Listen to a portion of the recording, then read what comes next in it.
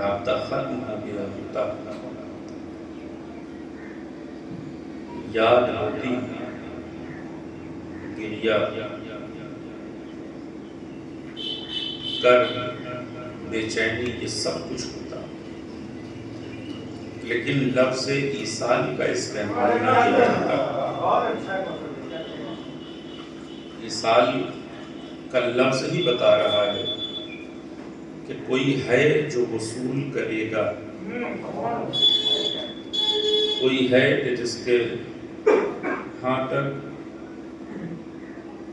یہ چیز ایصال کی جائے گی۔ ہمارے جو بڑے بھائی ہیں ان کے یہاں دو متضاد چیزیں ایک ساتھ عقیدے کا حصہ ہیں، دو متضاد چیزیں یعنی بالکل برعکس ہے، سائڈ ڈاؤن کی کیفیت، اور وہ عقیدے کا حصہ ہے دونوں۔ ہماری اپنی عادت میں ہے، ہماری یعنی شیعوں کی، کہ ہم جب خوش ہوتے ہیں تب بھی یا علی کہتے ہیں، پریشان ہوتے ہیں تب بھی یا علی کہتے ہیں۔ ہمارا اٹھنا بیٹھنا اسی یا علی کے اوپر ہے، ہر وقت ہماری زبان پر یہی ایک ذکر ہوتا ہے، یا علی یا علی، اور یہ محدود نہیں ہے یہاں تک۔ کبھی ہم یا علی کہتے ہیں، کبھی یا حسین کہتے ہیں، کبھی یا زہرا کہتے ہیں، مسلسل یہ الفاظ ہمارے یہاں، اور یہ نہیں کہ عامہ فقط کہتے ہوں، عموم ناس فقط اس لفظ کا استعمال کریں، نہیں، ہمارے یہاں مأثور دعاؤں کے اندر یہ لفظیں پائی جاتی ہیں۔ اور جب بھی ہم پکارتے ہیں اہل بیت علیہ السلام کو، پریشانی فوراً سامنے والے کو شروع ہوتی ہے، اور یہ کہتے ہیں کہ یہ جو آپ یا علی کہہ رہے ہیں، یہ جو آپ یا زہرا کہہ رہے ہیں، یا حسین کہہ رہے ہیں، یا مہدی کہہ رہے ہیں، اجل اللہ تعالی فرجہ الشریف، یہ جب آپ کہتے ہیں تو یہ آپ کا کہنا شرک ہے، یہ نہ کہیے۔ تو اس کے جواب میں بہت آسانی کے ساتھ لوگ کہتے ہیں کہ آپ کیوں کہہ رہے ہیں شرک کا؟ خدا کے علاوہ کسی اور سے مانگنا، کسی اور کو مدد کے لیے پکارنا، یہ شرک ہے۔ تو اس کا ایک آسان جواب اور سامنے کی جو بات ہے وہ یہ کہی جاتی ہے کہ آپ دن بھر میں صبح سے لے کر شام تک نہ جانے کتنوں سے مدد مانگتے ہیں۔ کسی سے کہتے ہیں کہ مثلاً پانی کا گلاس اٹھا دیجئے، دسترخوان پہ آپ کو شرک نظر نہیں آتا۔ جب آپ ڈشز اپنی طرف پاس کرواتے ہیں، دوسروں سے مدد کا مطالبہ کرتے ہیں، کہتے ہیں کہ اسے پاس کر دیجئے، اسے ہمیں دے دیجئے، اور دن بھر صبح سے شام تک انسان ایک دوسروں سے مدد مانگنے میں مصروف ہے۔ کبھی ڈاکٹر سے مدد مانگتا ہے علاج کے لیے، کبھی مزدور سے مدد مانگتا ہے بیماری کے لیے، گھر کے بنانے کے لیے۔ ہر شعبے میں زندگی کے کسی نہ کسی مرحلے پر ہم دوسروں سے مدد مانگ رہے ہیں۔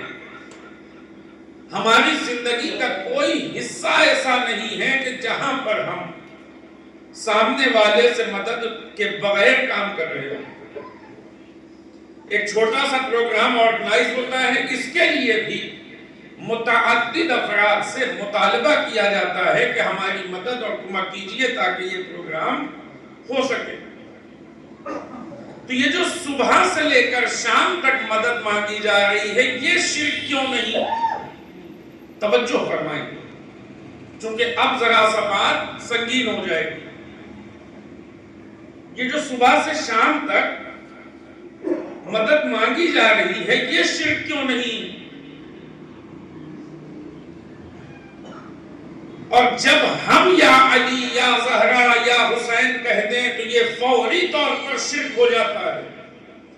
تو پھر مولوی صاحب نے ذرا سا اسے ایکسپلین کیا. کہا اصل میں شیعوں کی بھولی بھالی عوام کو ان کے مولوی پوری بات نہیں بتاتے، آدھی ادھوری بات بتا کر گمراہ رکھتے ہیں. اصل میں ہم دنیا میں جتنے لوگوں سے مدد مانگتے ہیں وہ سب کے سب زندہ ہیں، موجود ہیں، اور آپ جس کا نام لے رہے ہیں وہ سب کے سب اس دنیا سے جا چکے ہیں. رسول اس دنیا میں نہیں ہے، امام حسین اس دنیا میں نہیں ہے، جناب زہرا اس دنیا میں نہیں ہے. ہم جتنوں سے مدد مانگتے ہیں، مزدور ہو، پڑھائی ہو، انجینئر ہو، ڈاکٹر ہو، ٹیچر ہو، کوئی بھی ہو، وہ سب ہمارے سامنے موجود ہوتے ہیں. لہذا ہم ان سے مدد کا مطالبہ کرتے ہیں، اور یہ بالکل عقلی ہے، کوئی مشکل نہیں ہے اس میں. شیعوں کے یہاں جو مشکل پائی جاتی ہے وہ یہ کہ ایسوں سے مانگتے ہیں کہ جو اس دنیا میں موجود نہیں. مردوں سے مانگنا شرک ہے، بدعت ہے. اب موقف واضح ہو گیا کہ اصل میں وہ پہلے والی بات نہیں کہنا چاہ رہے تھے، کہنا یہ چاہ رہے تھے، ایکسپلین کیا اپنی بات کو. مردوں سے مانگنا بدعت ہے، مردوں سے مانگنا شرک ہے. جو سامنے حاضر ہیں، جو لوگ موجود ہیں، جو زندہ ہیں، زندوں سے مانگنے میں کوئی پریشانی نہیں.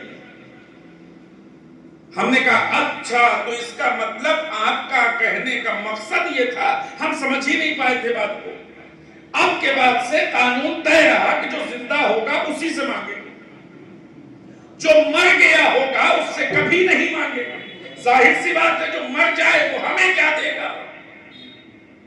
جس میں خود میں حیات نہ پائی جا رہی ہو وہ ہمیں کیا دے گا؟ جو زندہ ہوگا وہی تو دے گا. بالکل آپ کی بات 100% صحیح ہے، اور اسی کے اوپر عمل کیا جائے گا. بہرحال یہ ہماری ان کی گفتگو ہوتی رہی، اور اس کے بعد ہم نے اپنے گھر کے اوپر مجلس کا پروگرام رکھ لیا. ایام عزا چل رہے تھے، ہم نے ان کو دعوت دی کہ ماشاءاللہ آپ نے اتنی اچھی ہماری رہنمائی فرمائی، اتنی اچھی ہدایت ہمیں عطا فرمائی کہ ہماری زندگی بدل گئی. اب ہم نے طے کر لیا کہ فقط زندوں سے مطالبہ کریں گے، مردوں سے کوئی مطالبہ نہیں ہوگا.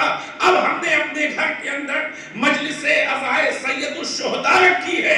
تشریف لائیے، ہمارے یہاں ذاکر آئے گا، اور آنے کے بعد فضائل بھی ذکر کرے گا، دین بھی بتائے گا، اور مصائب کربلا بیان کیے جائیں گے. آئیے بیٹھ کر ہمارے ساتھ آنسو بہائیے ان لوگوں کے اوپر جو اس دنیا سے گزر گئے ہیں، تاکہ ہماری مغفرت کا سبب بن سکے.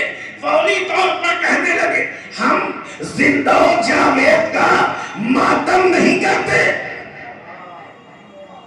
فوری طور پر آواز دیا شہید مرتا نہیں، زندہ ہوتا ہے. شیعوں، تم نے امام حسین کو مردہ تصور کر لیا، اسی لیے تو روتے ہو. تمہیں پتا ہے، ہم جانتے ہیں حسین کیا ہے. گلا کٹ جائے پر مرتے نہیں، گلا کٹ جائے پر مریں گے نہیں. تیروں سے پورا جسم چھلنی ہو جائے، سر کو تن سے جدا کر دیا جائے، مرے نہیں. کیا تم نے قرآن کی آیت نہیں پڑھی؟ وَلَا تَحْسَبَنَّ الَّذِينَ قُتِلُوا فِي سَبِيلِ اللَّهِ أَمْوَاتًا بَلْ أَحْيَاءٌ عِندَ رَبِّهِمْ يُرْزَقُونَ. یاد رکھو، شہید کو ہرگز مردہ تصور نہ کرنا.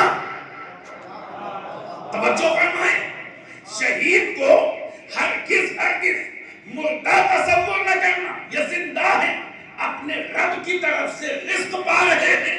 تو ہم نے کہا اچھا، اس کا مطلب شہید زندہ ہوتا ہے، تو پہلے طے کر لو اہل بیت زندہ ہے یا مر گئے. پہلے یہ تو طے ہو جائے کہ یہ زندہ ہیں کہ اس دنیا سے گزر گئے. مسئلہ یہ ہے کہ اہل بیت کی دشمنی میں دونوں بالکل، میں نے کہا، متضاد عقیدے ہیں. ایک طرف جب توسل کی بات آئے تو کہا مردہ سے مانگنا غلط، اس کا مطلب اہل بیت معاذ اللہ مر گئے، ختم ہو گئے، اب ان سے مانگا نہیں جا سکتا۔ ہم نے کہا بڑی اچھی بات ہے، مر گئے ہیں تو کم از کم ان پر بیٹھ کے آنسو بہائیے، کہا نہیں زندہ پہ کیسے ہوئے، شہید زندہ ہوتا ہے، اس کا مطلب یہ ہے تم بھی جانتے ہو نہ کل مرے تھے نہ آج مرے ہیں، تم اس بات کو خوب اچھی طرح جانتے ہو، نہ کل مرے تھے نہ آج مرے ہیں۔ مشکل کہاں ہے، کیوں تمہیں پریشانی ہوتی ہے؟ جب ان سے توسل کیا جائے تو کہتے ہو مردہ ہیں، جب ان پر آنسو بہایا جائے تو کہتے ہو زندہ ہیں۔ پہلے خود طے کر لو کہ عقیدہ تمہارا کیا ہے، اہل بیت علیہ السلام کے بارے میں زندہ ہیں یا زندہ نہیں ہیں؟ جو بھی عقیدہ بنے ایک مرتبہ میں طے کر لو، ہمارے ساتھ کسی فعل میں شریک ہو جاؤ یا ہمارے ساتھ بیٹھ کر توسل کر لو یا ہمارے ساتھ بیٹھ کر ان کے اوپر گریا کرو۔ مسئلہ یہ ہے کہ ان دونوں باتوں کا انکار کا یک وقت اپنے آپ میں جہالت بھی ہے، کفر بھی ہے۔ پریشانی یہ ہے کہ ان میں سے کسی ایک کا اقرار کرو گے تو دوسرا خود بخود ماننا پڑ جائے گا۔ صلوات پڑھے گا محمد وآلہ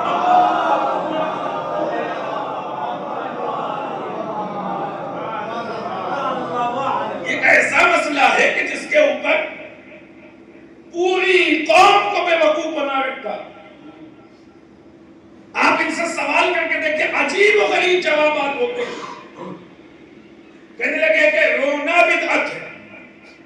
اب جب آپ رونا بدعت کی بات کریں گے تو یہ کہیں گے کہ رونا بدعت ہے، آپ دلیل دیجئے کہ بھئی جناب یعقوب قرآن میں ذکر ہے جناب یوسف کے فراق میں روئے، وہ کہیں گے نہیں وہ زندہ تھے۔ تم تو کہہ رہے تھے زندہ پہ رویا ہی نہیں جا سکتا، یہ تو ہمارے فیور کی دلیل ہے، یہ تو ہمارے فیور کی دلیل ہو گئی۔ ہم نے کہا حضور رو رہے تھے، جناب حمزہ کی شہادت پر گریہ فرمایا، دوسرے مقامات پر گریہ فرمایا، امام حسین علیہ السلام کی ولادت کے موقع پر جو خبر دی گئی اس میں گریہ فرمایا، لہذا حضور گریہ فرما رہے۔ آئیے اور آ کر کم از کم حضور کی سنت اور سیرت پر عمل کیجیے۔ اس کا انکار تو دیکھیں نہیں ہو سکتا، تاریخ میں سے کیسے نکال دیجیے گا؟ کوئی آج کی ہندوستان کی حکومت تھوڑی کہ تاریخ ہی بدل کے رکھ دیجیے، بالکل صحیح۔ البتہ اس کی بھی اپنے طور پر بھرپور کوشش کی گئی ہے، لیکن کہیں نہ کہیں سے بات ہم تک پہنچی۔ بہرحال کیا ہے، آئیے اس کو دیکھ لیجیے، حل کیجیے۔ حضور نے اپنی زندگی میں گریہ فرمایا، اس کا بالکل صریحی انکار تو نہیں کر سکتے، لیکن ایک اور اس کا طریقہ نکالا۔ دیکھیں ہر چیز کا ایک طریقہ نکالا، سمجھیے ہو کیا ہے۔ فرمایا حضور روئے ہیں یہ صحیح، پھر ہمیں بھی رونا چاہیے شہداء کے اوپر، یعنی حضور روئے ہیں، لیکن ساتھ میں حضور نے ایک حدیث ارشاد فرمائی۔ کیا حدیث ہے؟ کسی بھی مرنے والے کا غم 3 دن، کسی بھی مرنے والے کا غم صرف 3 دن منانا جائز ہے، اس کے بعد اگر آپ غم مناتے ہیں تو یہ بھی غلط ہو جائے گا۔ جس وقت امام حسین علیہ السلام کی شہادت ہوئی، اگر مدینے والے ان کے اوپر روتے تو کوئی مسئلہ نہیں ہے، البتہ اس وقت بھی کتنے روئے ہیں وہ ہم خوب اچھی طرح جانتے ہیں، لیکن اس مبنی کے مطابق اگر اس وقت مدینے کے لوگوں نے گریہ کیا ہوتا تو کوئی مشکل نہیں تھی۔ آج جو 1400 سال کے بعد شیعہ رو رہے ہیں یہ غلط ہے، اس لیے کہ 3 دن سے زیادہ غم کو آپ آگے نہیں بڑھا سکتے۔ 3 دن بس ہے، 3 دن رو لیجیے، اس کے بعد آپ کو حق نہیں۔ ہم نے کہا اگر غم 3 دن ہوتا ہے تو ہمیں اس سال کا نام بتائیے جو 3 دنوں کو مشتمل ہو۔ پھر سال بھی کبھی نہ کبھی کسی زمانے میں 3 دنوں کا رہا ہوگا۔ 365 دن آج ہمارے یہاں ہے، 355 دن مثلا اسلامک کیلنڈر کے لحاظ سے، ایک زمانہ ایسا رہا ہوگا نبی کے وقت میں کہ جب سال 3 دن کا رہا ہو. کیوں؟ اس لیے کہ نبی نے پورے سال کو عام الحسن کہا. سارے مورخین نے لکھا عام الحسن کیا ہے. کہا جب جناب ابو طالب اور جناب خدیجہ اس دنیا سے تشریف لے گئے تو حضور پر اتنا سنگین تھا یہ مسئلہ کہ پورے سال کو حضور نے عام الحسن قرار دے دیا، غم کا سال نام بنا دیا. اس کا مطلب یہ ہے کہ یہ 3 دن کی روایت تمہارے یہاں کی اپنی انہی روایات کا حصہ ہے جس میں نہ نبی وارث بنتا ہے نہ بناتا ہے. یہ 3 دن کی روایت بھی اسی کارخانے سے نکل کر آئی ہے. عام الحسن کہا حضور نے. تمام مورخین نے لکھا یہ شیعوں کا مسئلہ نہیں ہے. تمام مورخین نے لکھا 1 سال کو حضور نے عام الحسن کہا. 3 دن تک اس سے زیادہ کا حق آپ کو نہیں ہے کہ آپ ماتم کیجئے، گریہ کیجئے. ہم نے کہا اچھا کم از کم اسی مباتی رہنا. جب شیعوں نے غدیر کا جشن زور و شور سے منانا شروع کیا تو پھر کوئی مولوی چیخ کے کہنے لگا غدیر نہ مناؤ، فلاں صاحب کی ہلاکت کا دن ہے.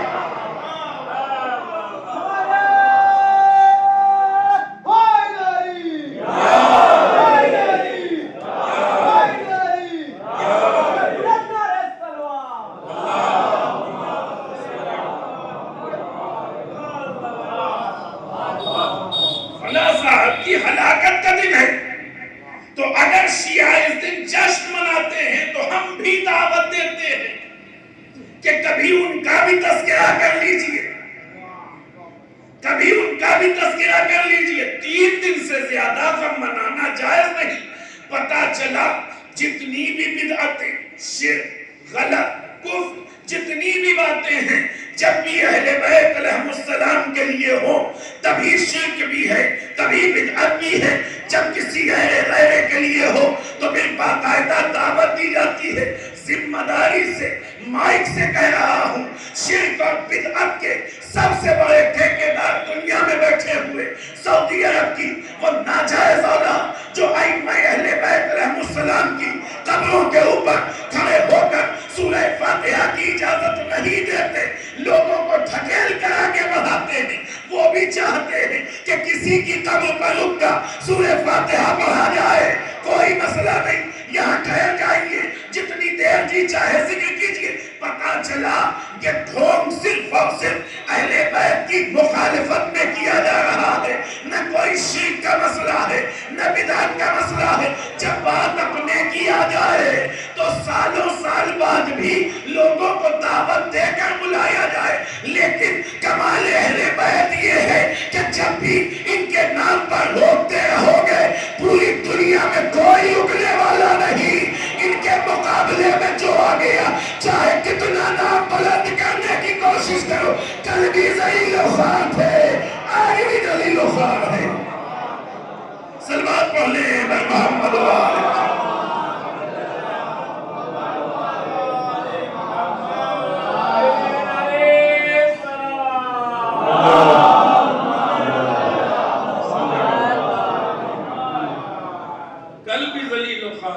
آج بھی ذلیل و خوار. عجیب و غریب قسم کے منطقی، بالکل منطقی جو ہے وہ استدلالات پیش کرنے کی کوشش کی جاتی ہے، لیکن جب بغیر پڑھے لکھے یا یہ کہا جائے کہ جب تک خود مخلص نہ ہو،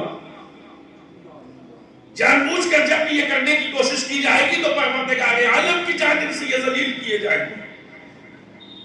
ان کی ذلت کا سب سے بڑا سبب یہ ہے کہ انہوں نے فاطمہ الزہرا صلوات اللہ علیہا کے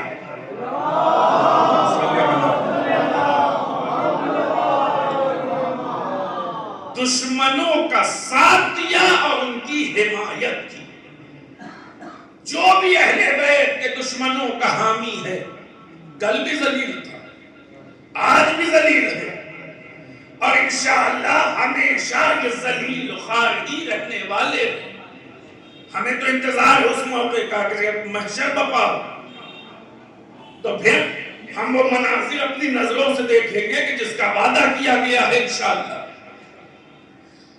انہوں نے اہل بیت کے دشمنوں کو ان کی حمایت کی، زہرا کے مخالف آ کر کھڑے ہو گئے، رسول اللہ صلی اللہ علیہ وآلہ کے بعد صلی اللہ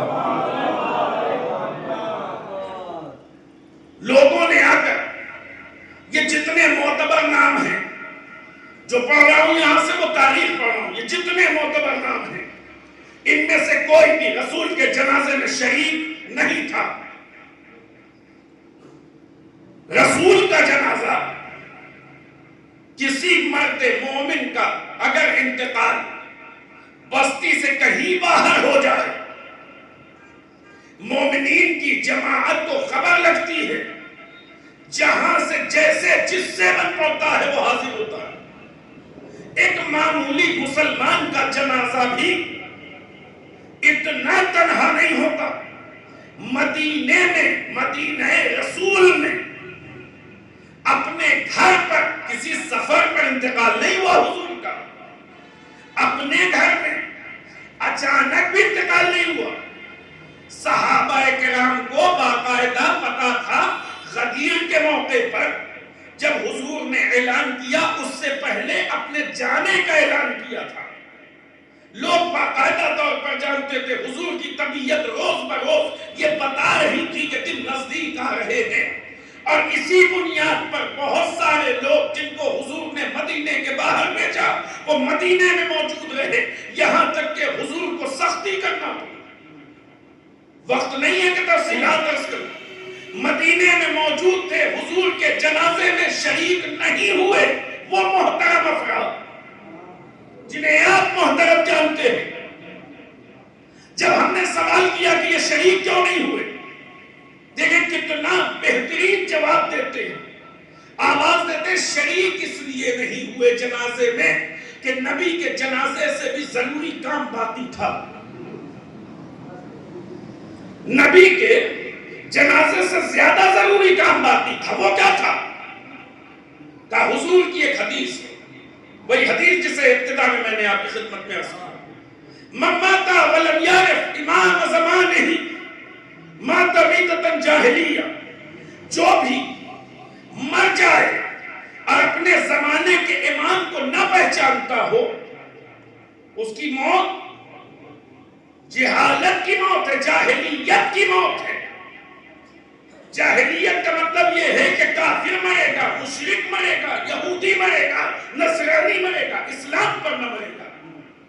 لہذا ضروری ہے کہ امام کا ہونا فوری طور پر، امام کی معرفت ضروری ہے ہر انسان کے لیے۔ رسول کے بعد اگر جانشین رسول کا انتخاب نہ کیا جاتا تو پریشانی یہ تھی کہ اگر کوئی انتخاب سے پہلے مر جاتا تو جاہلیت کی موت ہوتی کہ نہ ہوتی، اس لیے کہ ان کا اپنا کوئی امام نہ ہوتا، جو مر جاتا وہ جاہلیت کی موت مرتا۔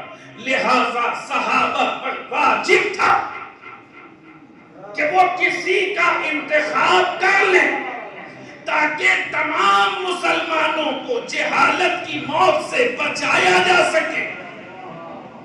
لہذا حضور کے جنازے کو چھوڑ کر صحابہ نے امام کا انتخاب کیا تاکہ اس امام کے ذریعے سے امت کو جہالت کی موت سے محفوظ رکھا جا سکے، ورنہ صحابہ اکرام پہلے جاتے جنازے میں، لیکن اس سے زیادہ اہم کام تھا۔ کیوں؟ اس لیے کہ اگر کوئی بھی تاخیر اس میں کی جاتی اس امر میں کہ ٹھیک ہے آج تدفین ہو جائے، کل اس امر کو دیکھ لیا جائے گا، تو پھر ایک دن کے اندر جتنے مر جاتے وہ جہالت کی موت مرتے، جاہلیت کی موت مرتے۔ اور اس جاہلیت کی موت کا مطلب نماز رکھا تب بھی کافر مرے، روزہ رکھا تب بھی کافر مرے، نماز پڑھی تب بھی کافر مرے، حج کیا تب بھی کافر مرے، اس لیے کہ اپنے امام کو پہچانے بغیر مر گئے۔ میں نے کہا بڑی اچھی بات ہے، اس کا مطلب کبھی کسی زمانے میں بغیر امام کے مرنا نہیں چاہیے۔ تو مسلمانوں 1400 سال پہلے کو جانے دو، کب کسے کیسے بنایا، آج بتاؤ کس کا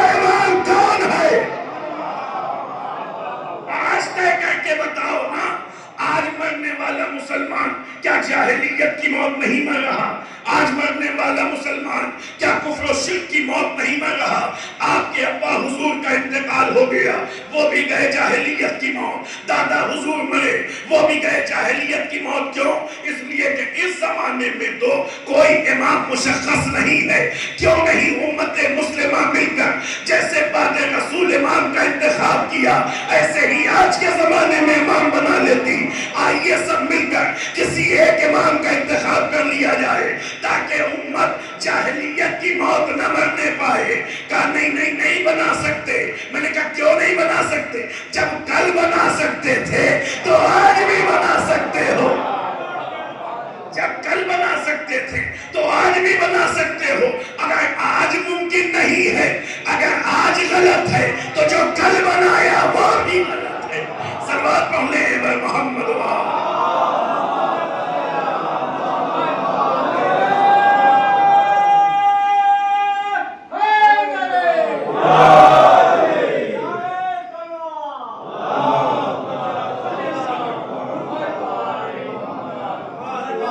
کل بنایا جا سکتا تھا تو آج بھی بنایا جا سکتا ہے. اگر آج نہیں بنا سکتے تو پھر کل بھی ممکن نہیں تھا. طے کر لیجئے نا, ہے کس طرح, ایک ہی تو موقف رکھیے گا. اگر کل آسان تھا تو آج بھی آسان ہے, کل صحیح تھا تو آج بھی صحیح, کل غلط تھا تو آج بھی غلط ہے. لہٰذا اس چیز کے اوپر امت کو ایک مرتبہ سوچنا چاہیے. اور اگر واقعی یہ امر اتنا امپورٹنٹ تھا, اتنا ہی ضروری تھا یہ کام, تو اللہ کو خیال کیوں نہ آیا کہ قرآن میں کوئی آیت ہی بھیج دیتا؟ رسول اللہ کو کیوں خیال نہ آیا کہ کوئی حدیث ہی ارشاد فرما دیتے؟ اپنے بعد کسی اور کو بنا کے چلے جاتے. رسول نے یہ کام نہ کیا, اللہ نے یہ کام نہ کیا. آپ کے مطابق, ہمارے مطابق تو سب ہوا ہے, آپ کے مطابق نہیں ہوا. تو جو کام اللہ نے نہیں کیا یعنی غیر ضروری سمجھا, جسے نبی نے نہیں کیا یعنی غیر ضروری سمجھا, اسے امت نے کیوں کیا؟ اگر امت اس کا جواب دینا چاہے تو کیا جواب دے گی؟ کہ اصل میں جب حضور گئے تو پھر یہ امت اس قابل ہو چکی تھی کہ اپنا راہبر خود چن سکتی تھی. نبی نے اسے اتنا باصلاحیت بنا دیا کہ اس کے اندر یہ قابلیت پیدا ہو گئی کہ یہ خود چن سکے. نہ نبی کو بتانے کی ضرورت تھی, نہ خدا کو کہنے کی ضرورت تھی. امت کو اس لائق بنا دیا کس نے؟ نبی نے, کہ یہ امت خود بخود چن سکتی ہے. آج مسلمانوں سے پوچھو کون سی امت ہو, جناب موسیٰ کے ہو, جناب عیسیٰ کے ہو, جناب داؤد کے اس میں چل رہے ہو, کون سی امت ہو, سب ایک ہی جملہ کہیں گے, ایک ہی جواب دیں گے, ہم امت محمدی ہیں. اچھا, اس کا مطلب آپ وہی امت ہیں جو رسول چھوڑ کر گئے تھے, جس میں اتنی صلاحیت ہے کہ اپنے سے امام کا انتخاب کر سکتی ہے. تو جب کل رسول کے فوراً بعد یہ صلاحیت تھی تو آج یہ صلاحیت ختم کیسے ہو گئی؟ پھر بنا لو. بتاؤ کیوں نہیں بنا سکتے؟ کل بنانا آسان کیوں تھا, آج بنانا مشکل کیوں ہے؟ بنا تو پھر لیتے. لیکن مسئلہ یہ ہے کہ امام ایسا ہوگا اس زمانے میں, پوری امت کا اتفاق ہے کہ جس کا چہرہ دیکھ کر کافروں کی پگلیاں کانپنے لگیں گی. کل بنایا تھا تو آج کیوں نہیں؟ آج مسئلہ یہ ہے کہ جس کے پرچم کی ہوا کی کیفیت یہ ہوگی کہ لشکر کے لشکر گھبرانے لگے, دشمنوں کی پگلیاں کانپنے لگے, وہ آئے گا تو الہی حکومت دنیا کے اوپر نافذ کر کے دکھائے گا. وہ آنے والا آئے گا تو اس کی تلوار نیام میں رہے گی, کہے گی ابوالحسن ہمیں اجازت دیجئے, بہت دن صبر کر چکے, اے ابوالحسن ہمیں اجازت دیجئے, اب وہ موقع تو آیا ہے. اے ابوالحسن ہمیں غلاف میں نہ رکھیں, ہمیں باہر نکالیں. پرچم کہے گا اے ابوالحسن آگے بڑھیے, ساتھی کہیں گے, اصحاب جمع ہو جائیں گے. تو آخری زمانے میں امام اس لیے نہیں بنا سکتے کہ امام کے صفات کہاں سے لائے جائیں گے. بنانے کو تو کسی کو بھی, کسی مفتی کو, کسی شہنشاہ کو, کسی بادشاہ کو بٹھا دیا جائے, لیکن مسئلہ یہ ہے کہ ایسا امام ہونا چاہیے جس کو دیکھ کر کفر و شرک کے کلیجے تھکانے لگے. لیکن یہاں جس کو دیکھیے سب پہلے سے قدموں میں پائے نظر آ رہے ہیں. بنایا کس کو جائے گا؟ صلوات پڑھ لیں محمد وآل محمد.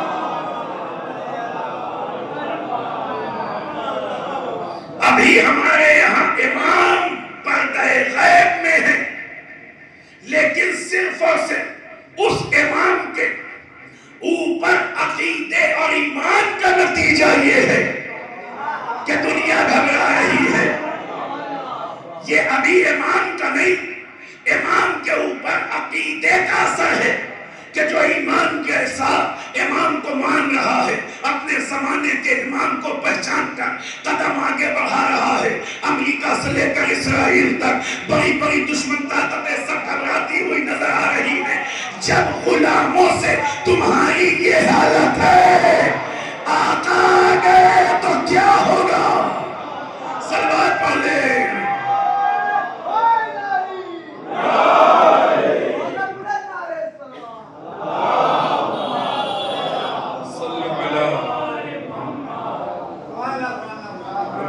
غلاموں سے یہ کیفیت ہے، جتنے ہیں یہ سب غلام ہیں، جتنے ہیں خادم ہیں اہل بیت علیہ السلام کے۔ ہم جیسوں کی تو کوئی گنتی نہیں۔ علماء، مراجع، فقہاء، جو کچھ انہیں شرف اور منزلت ہے، اہل بیت علیہ السلام کی جوتیاں سیدھی کرنے اس کی بنیاد پر، ان کے در کی غلامی کی بنیاد پر۔ بلکہ اگر میں خود مراجع کرام کا جملہ نقل کروں تو وہ کہتے ہیں کہ علی کی غلامی بہت بڑی ہے، ہمیں جو ملا ہے وہ پیغمبر کی غلامی ہے۔ یہ تشیع وقت کے امام کو پہچانے بغیر اگر کوئی مر جائے، جاہلیت کی موت نہ آئے۔ علامہ امینی نے ایک سوال کیا تھا امت مسلمہ سے، بڑے بڑے علماء محدثین سب بیٹھے تھے، ایک ہی بات پوچھی تھی۔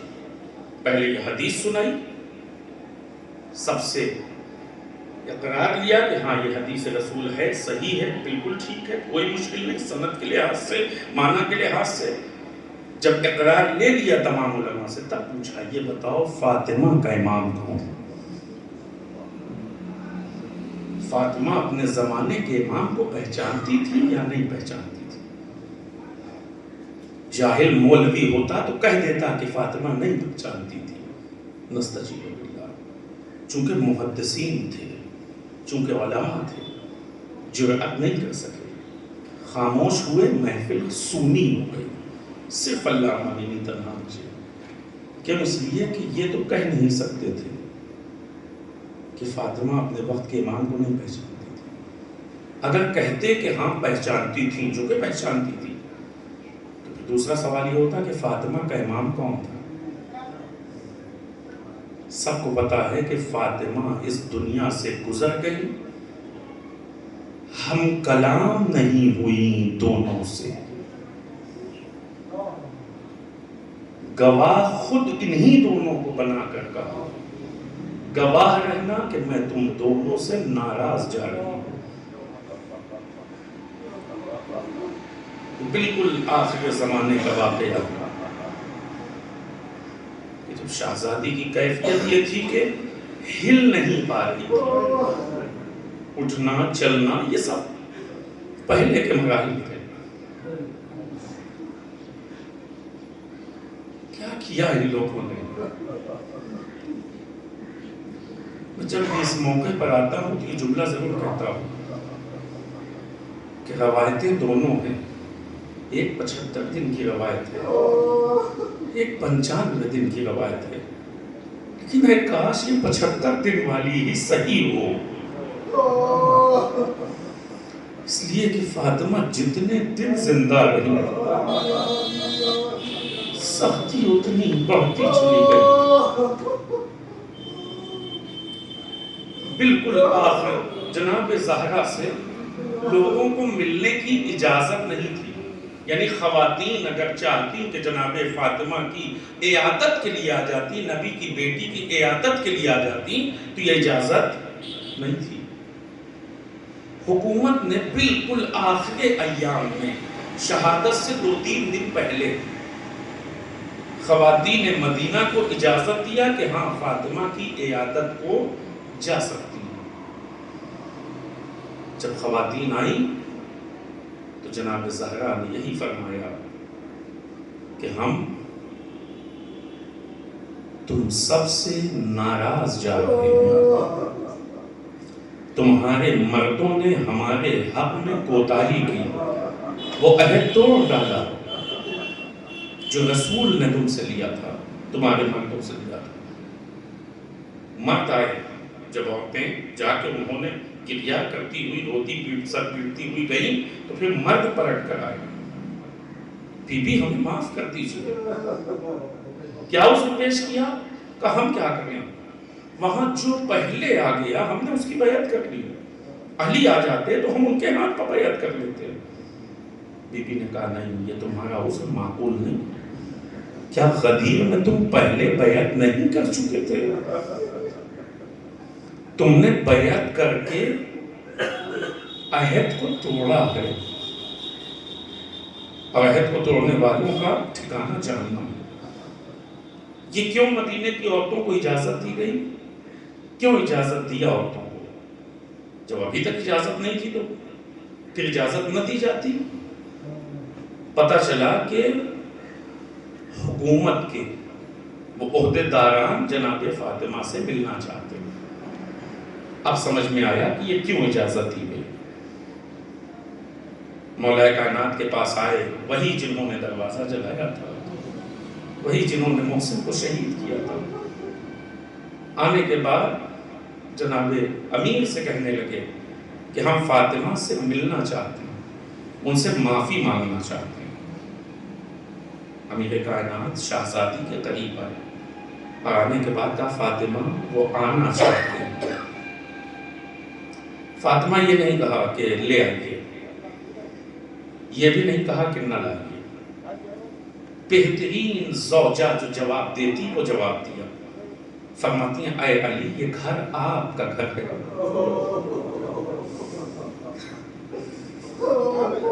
آپ طے کریں گے اس گھر میں کون آئے گا کون نہ آئے گا۔ علی یہ گھر آپ کا گھر ہے۔ ایک مرتبہ مولا نے اجازت دی، دیکھیں گھر میں لانا یا نہ لانا یہ علی کی مرضی، لیکن اب یہاں سے فاطمہ کا کردار شروع ہوا۔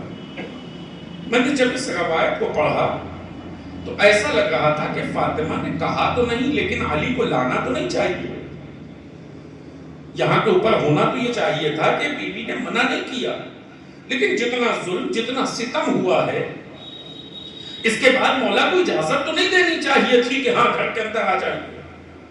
پھر مولا نے اجازت کیوں دی؟ اب جو آگے کا مرحلہ سامنے آیا تو پتہ چلا کیوں اجازت دی۔ جناب فاطمہ نے ان دونوں نے آ کر سلام کیا، جواب نہیں دیا۔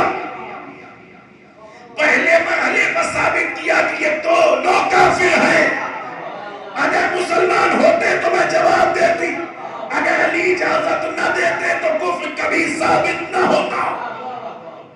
یہ دونوں سے خود سوال کیا بی بی نے، جب ان لوگوں نے کہا ہم سے بات کیجئے، آپ ہم سے گفتگو کیوں نہیں کرتی، سلام کا جواب کیوں نہیں دیتی، تو ایک مرتبہ بی بی نے کہا کہ اچھا ٹھیک ہے تم دونوں سے ایک بات پوچھتی ہوں، خدا کو حاضر و ناظر جان کا جواب دینا، کیا رسول نے یہ نہیں فرمایا فاطمہ تو بضعۃ منی من آذاہا فقط آذانی، فاطمہ میرا ٹکڑا ہے، جز ہے، جس نے اسے اذیت پہنچائی اس نے مجھے اذیت پہنچائی۔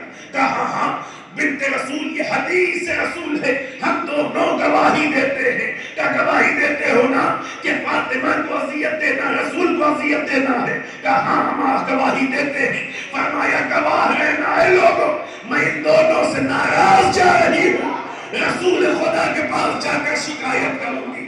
لیکن یہاں پر جو فاطمہ کی کیفیت ہے، 10 عزیزوں کا اجتماع ہوئی، جناب زہرا کی جو کیفیت ہے، گفتگو کی ہے لیکن کس انداز میں کی ہے، اگر ہم آپ اسے محسوس کر لیں تو رونے کے لیے یہی ایک بات کافی ہے۔ جناب فاطمہ کے پاس جب یہ لوگ وارد ہوئے نا تو فاطمہ بستر کا اوپر آرام کر رہی تھی، لیٹی ہوئی ہے بستر کے اوپر. یہ آئے اور انہوں نے آ کر اس جگہ کا انتخاب کیا جدھر بی بی کا چہرہ تھا. جس طرح بی بی لیٹی تھی سامنے آ کر بیٹھے. فاطمہ میں اتنی طاقت نہیں تھی کہ اپنے سے اپنے چہرے کو دوسری طرف کر سکے. پاس میں کھڑی خواتین سے کہا میرا چہرہ گھما دو، میں ان کی طرف دیکھنا نہیں چاہتی.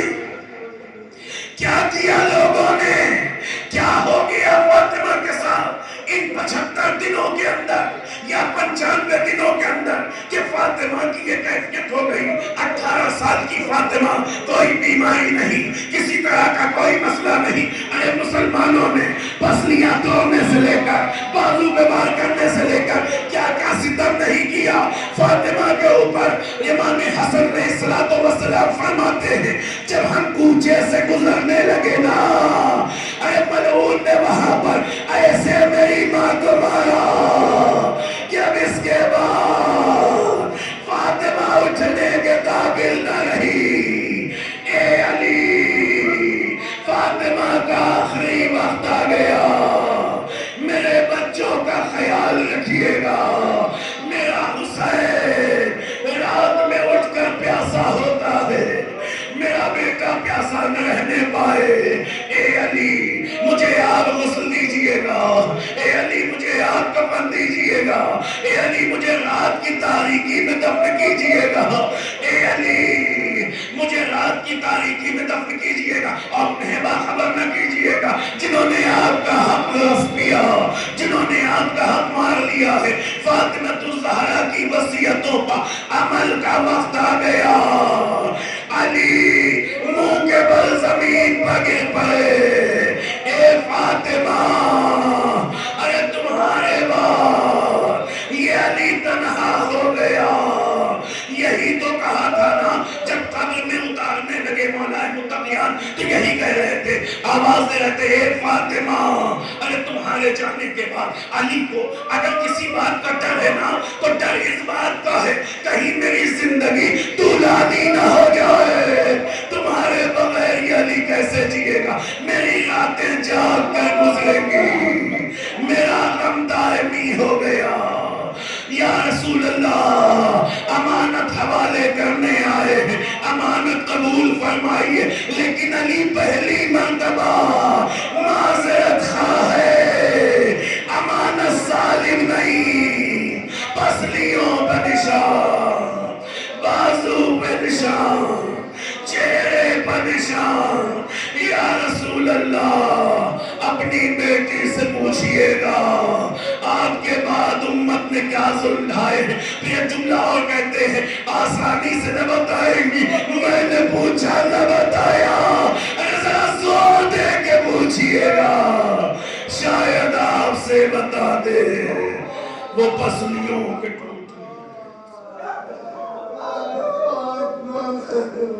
سيعلم اليقين ولم يكن بلدي يتقون إنا لله وإنا إليه راجعون. رضا بقضائه وتسليما بأمره. پروردگار اپنے واسطہ محمد کا ہماری اس مختصر سی عزا کو قبول فرما. پروردگار جو واسطہ محمد و آل محمد مرحومہ کے گناہان صغیرہ و کبیرہ کو بخش دے، ان کے درجات بلند فرما، پسماندگان کو صبر جمیل عنایت فرما. پروردگار کی واسطہ محمد و آل محمد کا ہمیں جو بھی پریشان حال ہیں ان کی پریشانیوں کو دور کرتے ہیں، جو مریض انہیں شفاء کامل و عاجل عنایت فرما. پروردگار ہمیں جو بے اولاد ہیں انہیں اولاد عطا فرما. پروردگار جو واسطہ محمد و آل محمد کا شیعہ حیدر قرار دنیا میں جہاں کہیں ان کی جان مال عزت آبرو کی حفاظت فرما. دشمنان اسلام دشمنان تشیع دنیا میں جہاں کہیں ہو کر قابل ہدایت نہیں ہے تو انہیں نیست تو نابود فرما. پروردگار کی واسطہ محمد و آل محمد کا علماء کرام مراجع اعظام کا سایہ ہمارے سروں پر باقی رکھ، ہر محل مقدسہ کی حفاظت فرما. پروردگار کی واسطہ محمد و آل محمد کا منتقی خون امام حسین، منتقی میں جناب الزہرا صلی اللہ علیہ وقت کے امام کے ظہور میں تعجیل فرما.